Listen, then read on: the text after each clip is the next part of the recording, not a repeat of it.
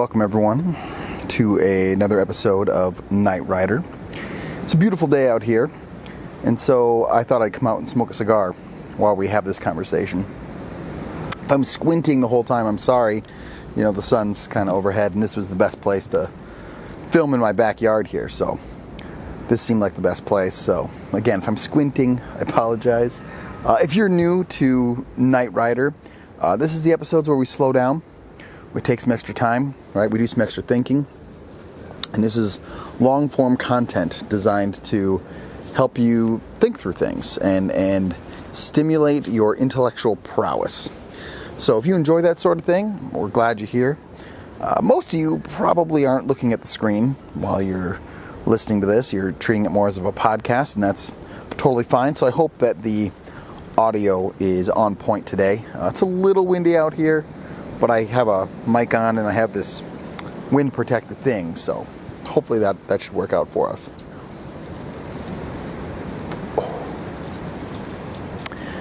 So I've been thinking about the future recently. Throughout history, most of history, when people encounter problems, there are typically two reactions that we have. By the way, for those of you who are interested, this is a CAO, I think is how you pronounce that, C-A-O cigar. This is the Italia. I like this one. If you're into cigars, I suggest you give it a try. So throughout history, there have been two kind of major reactions to difficult times, right? When times get tough and things get difficult, there are kind of two general camps that people fall into. The first one is what we would call progressives, right? These are the people who say, look, we're at a crossroads, there's a problem here, and the reason we're at a crossroads is because, you know, we've relied on our traditions, we've relied on our where we've come from as a people, right? And that's what's led us to this crux, this problem, this issue. And so we need to go beyond that. We need to go somewhere else. We need to go, you know, in this new direction, you know. Typically we call these people progressives, right? And their whole thing is, what got us here was following the old ways. And so obviously that's a disaster. So we need to go somewhere else. The other camp says, no, what got us here is that we left our traditions. We left the ways of our forefathers. We don't do things the way we're supposed to or used to or were, you know, intended. And that's why we're in this mess. We're in this mess because we went in a new direction and look where it got us. So we need to return to the old ways. And in general, in societies in crisis, those are kind of the two camps that end up getting broken down. There's nuances and disagreements and whatever, but in general, those are how things go. Most of you watching this are probably the latter, right? You probably consider yourself more on the conservative side of the spectrum. If not, I'm really not sure my channel's for you, to be honest. But you know, chances are that that's what you consider yourself, and you think, yeah, well, you know, we don't follow the Constitution, for example, right? And that's part of the problem. If we did follow the Constitution, we wouldn't be in this mess, right? We aren't a high trust culture with a common core value of Christian principles anymore, right? And that's part of the problem. Which I agree on that, by the way. And so I've been thinking about that. And I've been thinking about, like, what does the future of America look like?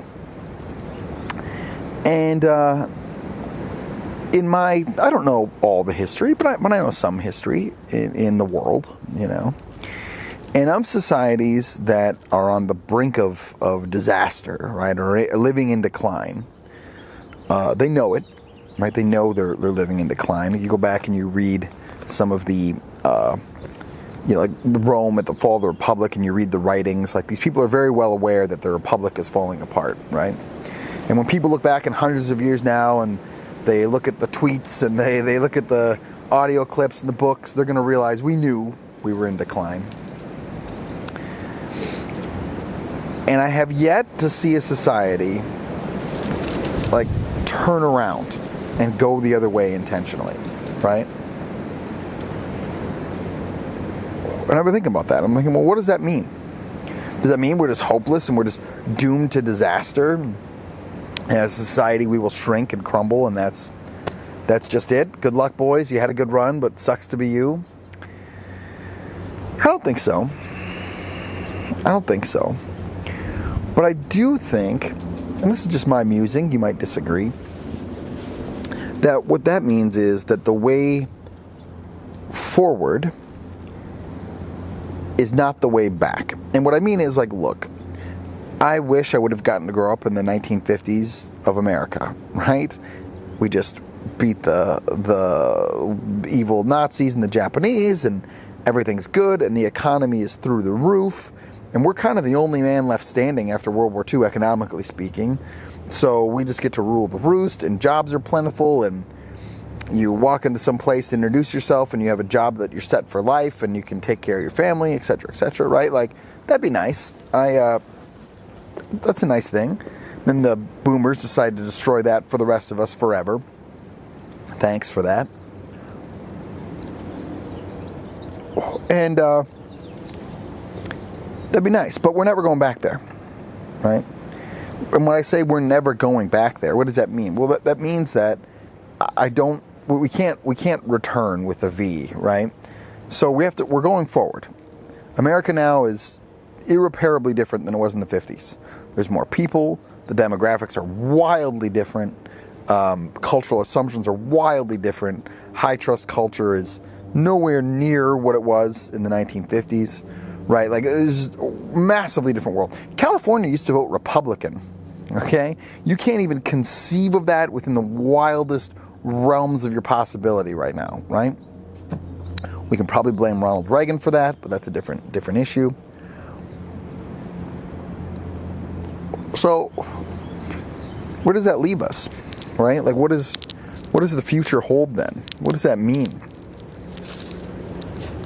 And I think that means a couple things. Hold on, I'm just loosening up this cigar here. It's a little tight. Man, that sucker's tight.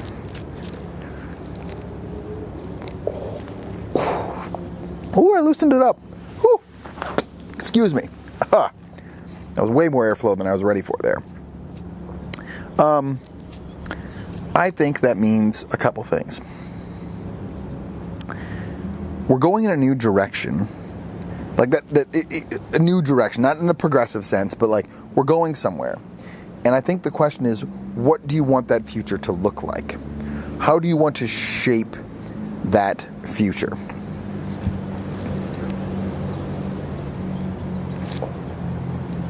And we can either shape it based on some Christian moral principles, which I would argue we should. If you don't know Jesus, you should repent and come to know Jesus, by the way. Different conversation. Or something else, right?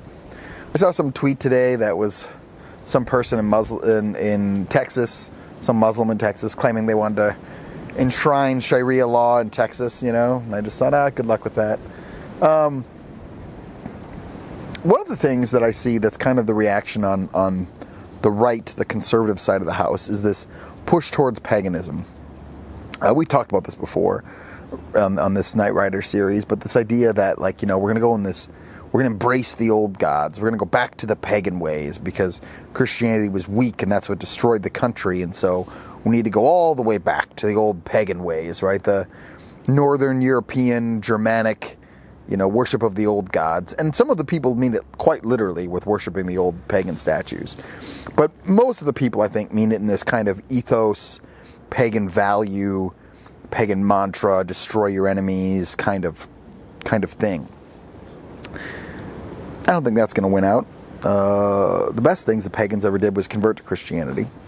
So, That's the most famous thing all the pagans did was repent and come to know the truth. So there's that. But mostly, I just don't think that those value systems have answers for us. It might feel like they do. It might seem like they do.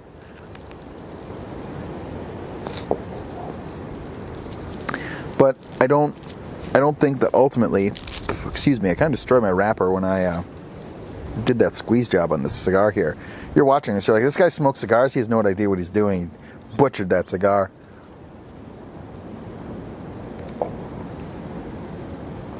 But I don't think that's going to have the value for us, right? I think that you have to look forward into the future and think about how you would prefer to shape it.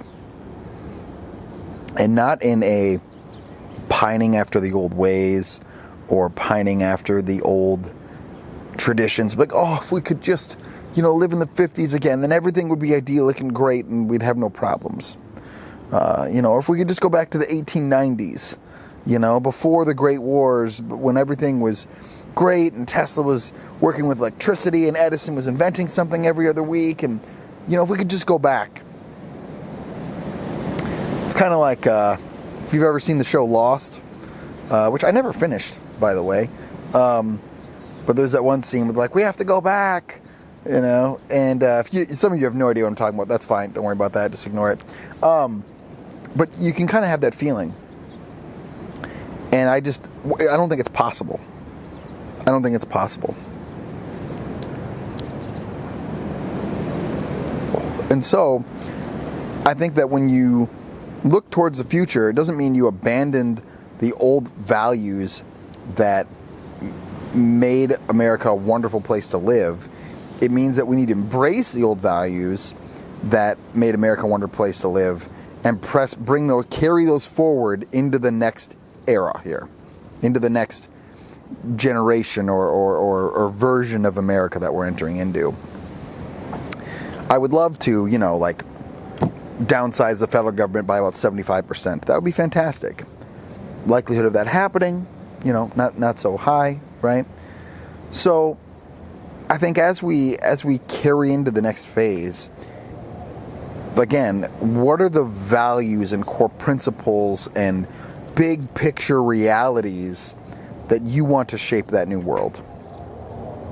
And how are you going to carry those into the next era? I don't know if I really have an answer for that, by the way. I mean, I know what the values are. I mean, I want to do what God says. I want to be biblically obedient. I want to value human life. I want to value sovereignty of borders. I understand what the principles and values are that I want to carry in. I don't know exactly how they're going to get fleshed out.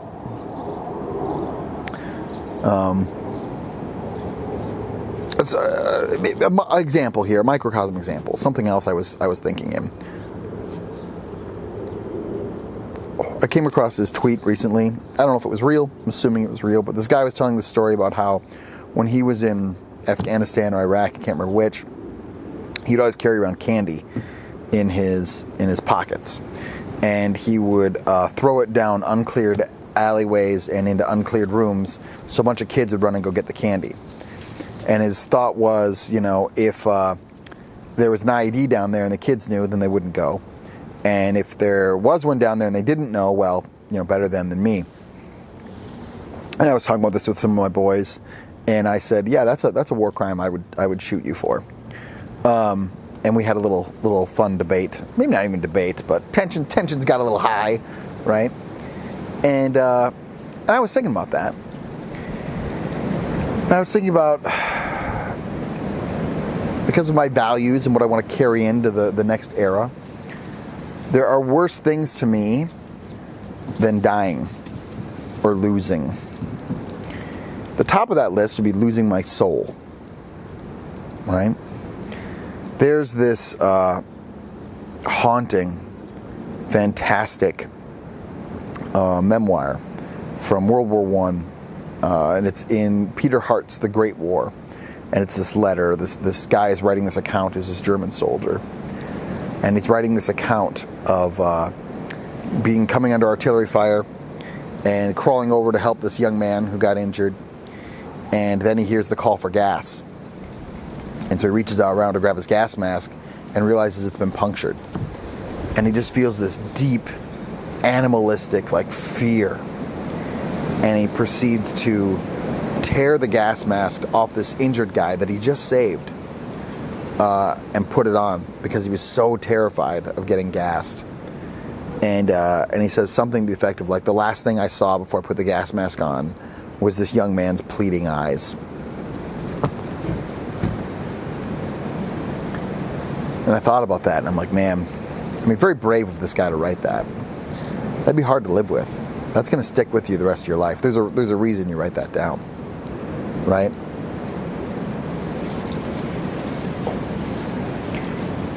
And I thought about that, and I thought about what do you think the rest of that guy's life was like? You know what I mean? Having known that you did that and you lived out of this animalistic fear in the moment and it overcame you and you just did what you felt you needed to do to survive. Couldn't even think straight. And I contrasted that with this throwing the candy down the alleyways or in the rooms, which was a calculated, malicious, in my opinion, nihilistic worldview. Well, better them than me. If we got to sacrifice a couple random kids to the bombs, well, at least I don't get blown up. It's more calculated. This feels much more evil to me than just being overcome with fear in the moment, and the terror that drives you. Neither are good, obviously, but one is understandable. The other one to me is more malicious in nature. Which of those worlds do I want to live in? Which of those worlds, which of the future worlds do I want to live in that's populated with one kind of person or the other? You know what I'm saying here? Do I want to live in the world that is this future kind of nihilistic worldview?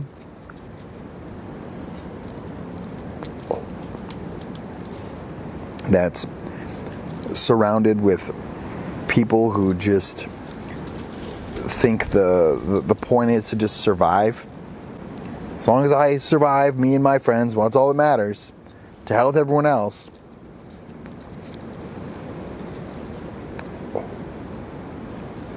Do I want to live in a world filled with people that crawl out there to help their injured comrade, and then every once in a while they're human and they freak out and they reach this point where they can't take it anymore, and they didn't want to die and they were so scared they had to do something about it, I've been reading, I read Raymond, I think it's Raymond Ibram, I can't pronounce his name, I apologize, Raymond, book Defenders of the West. Talks about these people who fought against the Muslims during the Middle Ages, after the Crusades and during the Crusades and stuff. Great book, you should read it. And a lot of these guys are so motivated by principle and belief and their pretty good view of morality and not wanting their peoples to be crushed.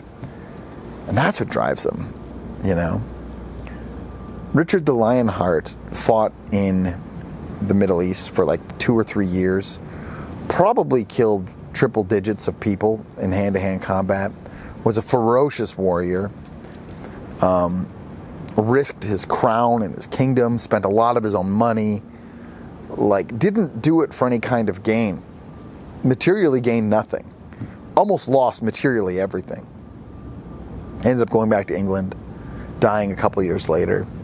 A random arrow kind of tagged him, just died.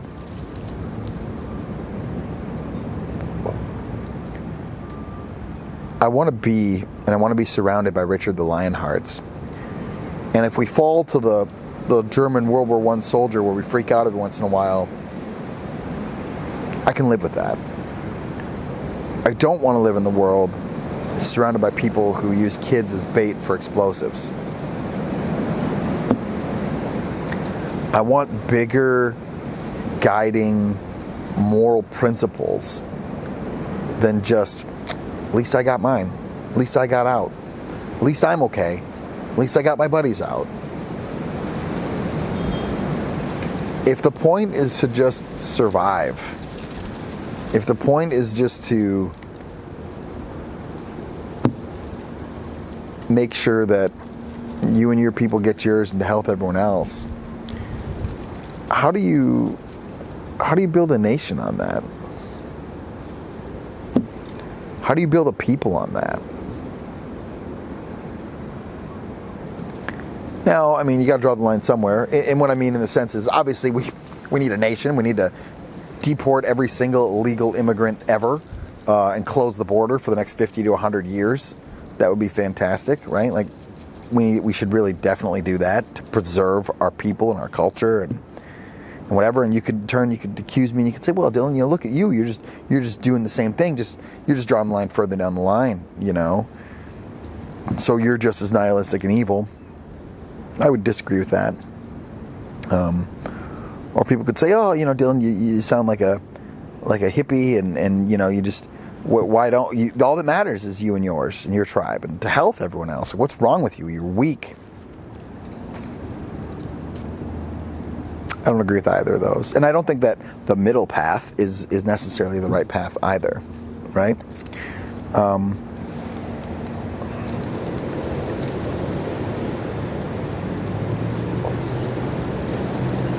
So what's the answer there? Well, I think the answer that at least I would propose to you is that as we head into this new era, we need chivalrous men. And by that, I mean that men that are deeply committed to a Christian biblical worldview. God is real. God is active. God has laws that He's laid out in the universe that we should therefore obey. We should have a society ordered around what is true and what is right and justice, right? And not in a country that's built around actual people and not just an economic free-for-all zone, right? Tangent here, like one of the reasons that I really have become less and less and less libertarian over the years is that I think libertarianism is morally bankrupt. I don't think it's strong enough to deal with a fractured, broken society, because their answer is always, oh, let the free market decide. You can do whatever drugs you want and sleep with as many prostitutes as you want, as long as it doesn't harm anyone else, the non-aggression principle, well, then, you're fine. That's all that matters, right? Do no harm to anyone else, and you can do whatever you want with you because you're a sovereign over your own personhood. And I would say, look, that probably mostly works, in a society that's a high-trust society where there's a high cultural overlap of what's moral and what's right, where there's a high overlap of mutual respect and trust among the people in your town, in your city, and in your country, in your state. That probably works. Like something like a 1950s America. That probably works. I'm not convinced that approach works when you're in a country that's fractured at every seam possible, when there is no high trust, when you have a non-aggression principle, but that other person has a very aggression principle where they want to take and pillage from you at every turn. Like I don't think libertarianism is strong enough to solve that puzzle. I don't think just deregulate the markets and it'll all work out, and tariffs are always a bad idea. Like I don't think that's going to solve anything here.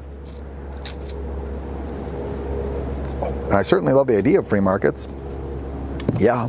And I certainly like the idea of less government regulation. God knows we're regulated to death, right? Like, I'm on board with those things. But as a guiding principle for life, I don't think it's strong enough. So I want men that are grounded in a deep view of truth and the Bible and justice to forge and create and protect and nurture and shepherd a nation that has that as its foundation. You could say, "Oh, Dylan, well, you're just wanting to go back. You know, you're just trying to go back. You said you weren't going to do that." And I would say, "Oh, well, I don't think so." You know, but I think that without those principles, how are you ever going to save this nation? Show me something else that's strong enough.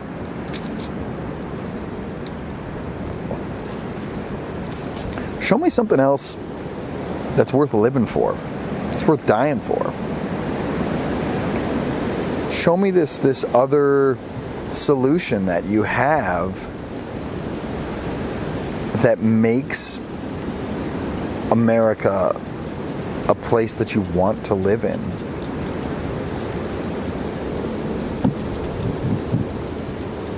And I just don't see it. I just don't see it. Maybe it's out there, but I just think that ultimately all those other worldviews will lead to a place of collapse.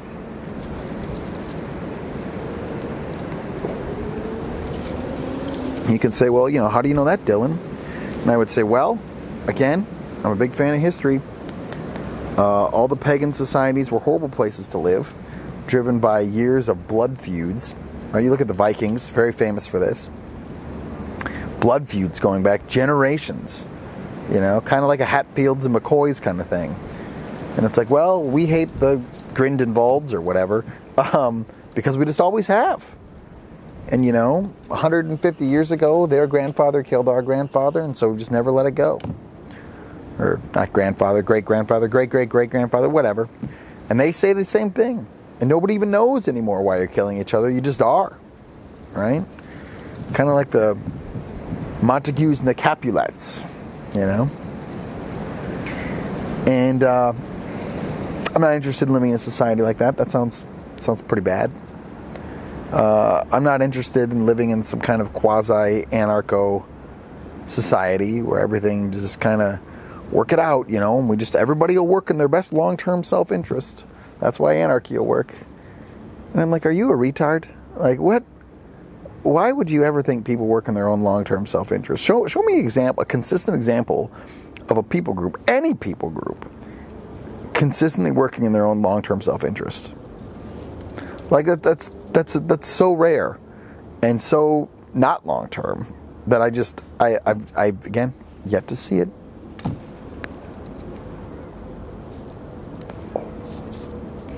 So I think that it's important as we hot, sorry, just caught a burning ember there on my hand. That was nice. As we think about the future and we think about this new era, you start to think about I lost my wrapper. So, side note here, the wrapper on a cigar actually is usually different tobacco than the filler, and that's what provides the flavor, is the two together, you know. So in this case, I've squeezed my wrapper off accidentally. It was a problem. I apologize. And so, you know, the flavor will change a little bit, but little cigar lore for you there if you're a cigar person. If you're not a cigar person, you probably should be. Cigars are wonderful.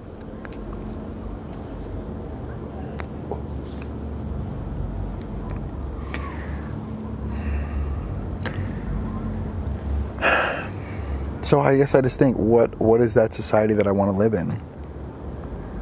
What do I want it to look like? And what I keep coming back to is, I don't want to lose my soul.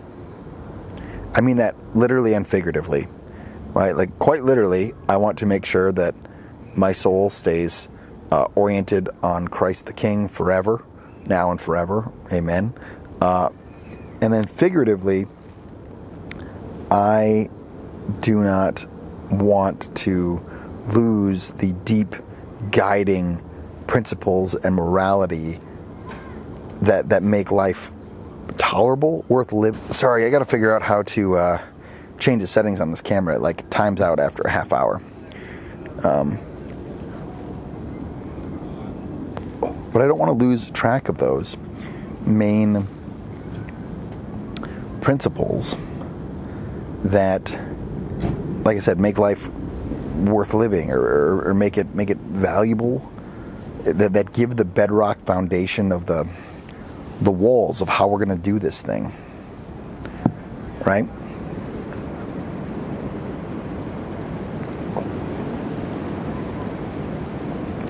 Because if we don't have that, then what are we doing? What makes us different than the barbarian hordes? If we're just, you know that theory about there's hard times make hard men, right? Hard men make good times make soft men make weak times, and then it repeats, right? Or the cycle of, like, you know, the barbarians will invade a city, and then they will become civilized and soft just for another barbarian horde to invade them and destroy them. I'm sure you're familiar with this theory, right? And I think, what breaks the cycle? How do we get out of that? And that's where I think this answer is something like chivalrous men. Men who are, as C.S. Lewis has this like 1,000-word essay. It's called On Chivalry. It's pretty good. You should look it up. But it's essentially, he doesn't say this explicitly, but this is definitely what I got from that article. Chivalry breaks that cycle. Chivalry breaks that cycle because you have men that are acquainted with battle and war and fighting, and are rough men who are willing to stand on the walls, but are also courteous at the dinner table and gentle with their wives and loving towards their kids. It's not one or the other. It's not a spectrum. It's holding both completely. Being able to be a ferocious destroyer of evil on the battlefield and a crusher of your enemies, and gentle with your wife and having courtly manners at the table, right? And loving with your kids and patient with them. And like, you've got to hold both of those. And that's the future I want. I want a future with men like that who are subservient to Jesus. And they will say, yes, we will go and crush our enemies so that we may preserve our society. It's the quote from Faramir in Lord of the Rings, which is something to the effect of, like, I don't love battle for the glint of the sword or the sharpness of the arrow, but he loves it for all the things that he protects, right? Like the gardens back home and Gondor and like all of his society. And so he goes to fight not because he loves fighting.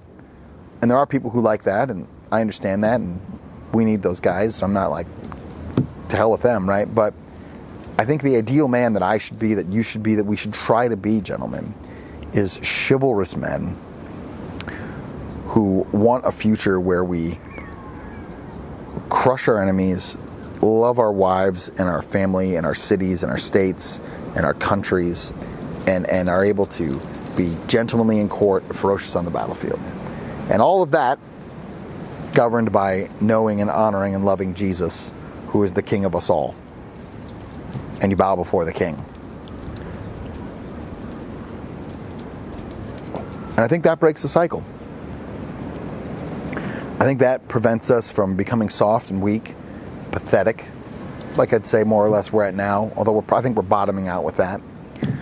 And that prevents us from becoming hard-crusted barbarians who just fall in love with war, you know, and just want to just kill till there's nothing left to kill, right?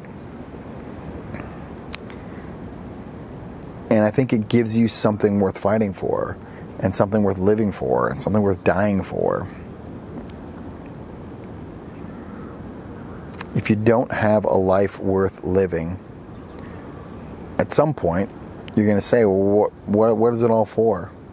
What am I doing all this dry fire and this practice for, and this Minuteman stuff? Why do I have a nice new Spectre chest rig anyway? Which, by the way, I make a great chest rig. I really hope you like it.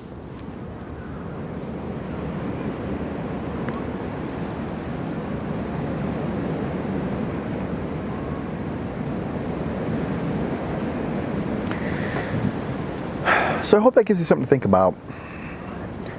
I hope that you sit and ponder what you want the future to be. What's the future world that you want to live in? What are the fellow citizens that you want to populate it? What kind of men do you think are needed to build and protect and preserve that society that you want to live in, that you want your kids to live in? what do you want your sons to grow up to be? You know, I think about that a lot, and I think I want my son to grow up to be a man of chivalry. That's one of my prayers for him, often, is that he would grow up to be a chivalrous man, you know, that he'd be super dangerous. I want him to be dangerous, right? But I also want him to be, have courtly manners and be genteel and love his wife and raise his kids well and his grandkids well. And I want to have that long-term vision of like, my grandkids in 3 or 4 generations, are they going to be those men? Right? Are we going to be able to pass this down? Or are they just going to be, you know, filthy barbarians or weak, pathetic men?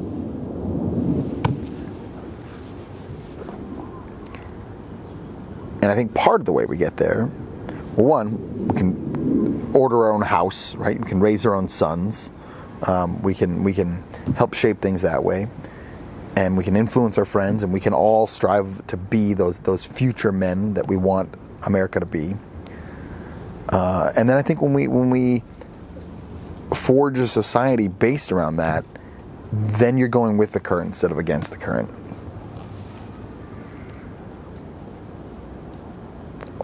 When Julius Caesar grew up, it was kind of the norm of the time that like they go out to and I forget what it is in the Latin, but it's something like the Mars de Camp or something like that. It was like the field of Mars, and it was this big training ground in Rome. And that's where all the young senatorial men went out and like did their training in front of their other peers and like, you know, competed in games and trained for battle. One of the things, I mean, I'm a big Rome fan. They were a very martial society, right? And the way you made your political career was by serving in some kind of military commission at some point. You know, you went, the political career and the military career were not separate in ancient Rome. They were the same thing. Some value to that we've missed. My point here is that the whole thrust of society was to push you in that direction. So of course you'd go out and you'd be bold on the battlefield, and you'd train for battle, and you'd look to defend Rome and whatever, right? Because that's what was expected of you as a society. And in the future America that I want to live in, what's expected of you from as a society? What does society expect from you? I want it to be that you be a chivalrous man. You should be a man who bows his knee to the king. Jesus, that's Jesus, in case we're unclear. And that lives with these, you know, being a dangerous, ferocious man on the battlefield and a loving husband at home. That's what I want. That's the America I want. That's where I want to live. That's what I want to be. That's what I'm trying to be. You should try to be that too. Do brave deeds and endure.